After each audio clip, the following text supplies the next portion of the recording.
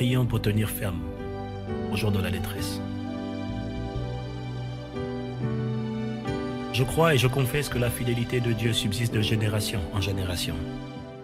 Il est ma force et mon soutien. Il est un refuge pour tous ceux qui se confient en lui. Je célébrerai l'Éternel en tout temps, et sa louange sera toujours dans ma bouche. Je le remercie pour tout ce qu'il permet dans ma vie. Je crois qu'il fait concourir toutes choses pour mon bien. Jamais il ne m'abandonnera, car il a déclaré dans sa parole, « Je ne te délaisserai point, je ne t'abandonnerai point. » Il est mon consolateur, celui qui me fortifie, qui me soutient de sa droite triomphante, et je ne chancellerai pas au nom de Jésus. Dans les moments de faiblesse, le Seigneur me remplit de force. Il donne de la force à celui qui est fatigué, et il augmente la vigueur de celui qui tombe en défaillance. Alors que des plus jeunes que moi se fatiguent et faiblissent, le Seigneur renouvelle mes forces. Il apaise mon cœur et me donne du repos au milieu de la tribulation. Parce que je me confie en lui, le Seigneur me fait prendre mon envol comme l'aigle. Au jour de ma détresse, le Seigneur me préserve de la tentation. Je refuse de laisser mon âme s'abattre dedans de moi et oublier ses bienfaits. Je refuse de mettre en cause l'intégrité et la fidélité de Dieu. Je me souviens que c'est lui qui délivre ma vie de la fosse du désespoir. C'est lui qui me couronne de bonté et de miséricorde.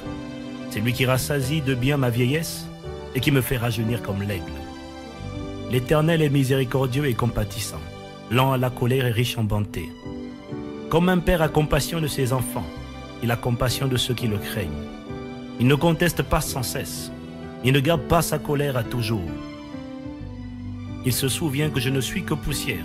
Il ne permettra pas que je sois tenté au-delà de mes forces.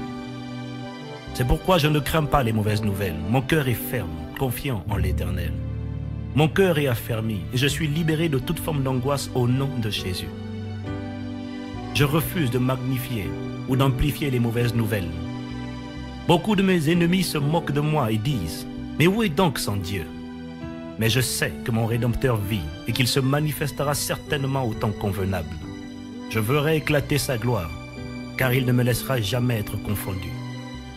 Dans le mauvais jour, je revêts toutes les armes de Dieu afin de tenir ferme contre toutes les ruses du diable. Je choisis de revêtir la ceinture de la vérité.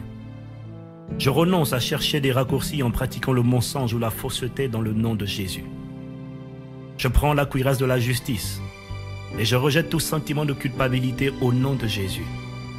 Je rejette toute tentative de l'ennemi de me faire vivre dans la culpabilité par rapport à ma vie passée, car je reconnais que Jésus a été condamné afin que je sois déclaré innocent devant Dieu. Je révoque toute parole de condamnation prononcée contre moi au nom de Jésus. Parce que je suis justifié, je renonce au désir de vengeance personnelle, car il a dit dans sa parole « À moi la vengeance, à moi la rétribution ». Je reconnais que chaque fois que j'essaierai de me faire justice, je ne pourrai plus invoquer le Seigneur comme étant celui qui me fait justice.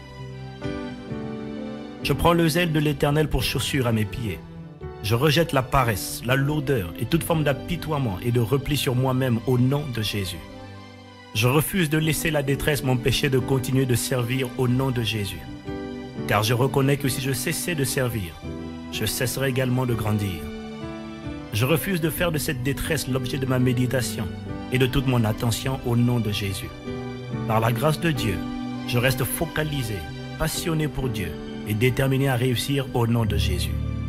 Par-dessus tout, je prends le bouclier de la foi en Jésus-Christ, par lequel j'éteins tous les traits enflammés du doute, de l'inquiétude, de la peur, les traits enflammés de l'indécision et du manque de confiance dans le nom de Jésus.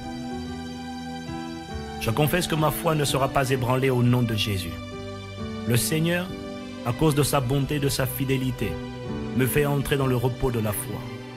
Je ne m'occupe pas des choses trop grandes et trop compliquées pour moi. Je refuse de m'interroger sur des choses que je ne peux pas expliquer. Mon âme est au repos, comme un enfant sevré, dans le nom de Jésus.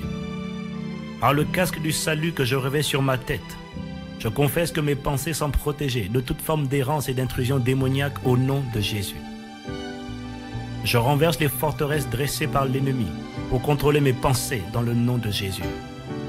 Les armes avec lesquelles je combats ne sont pas humaines, mais elles tiennent leur puissance de Dieu qui les rend capables de renverser des forteresses. C'est pourquoi par la puissance du Saint-Esprit, je fais prisonnière toute pensée pour l'amener à l'obéissance au Christ au nom de Jésus. Je confesse qu'au reste, ce qui est pur, ce qui est vrai, ce qui est honorable, ce qui est juste, ce qui est vertueux et digne de louange, ce qui mérite l'approbation divine, est désormais l'objet de mes pensées au nom de Jésus. Je prends enfin l'épée de l'Esprit qu'est la parole de Dieu pour détruire toutes les armes du malin utilisées contre moi au nom de Jésus. La parole de Dieu dans ma bouche est vivante et efficace. Sa parole fait jaillir des flammes de feu. Sa parole brise les cèdres du Liban. Sa parole fait trembler les déserts. Sa parole est pure, puissante et éprouvée.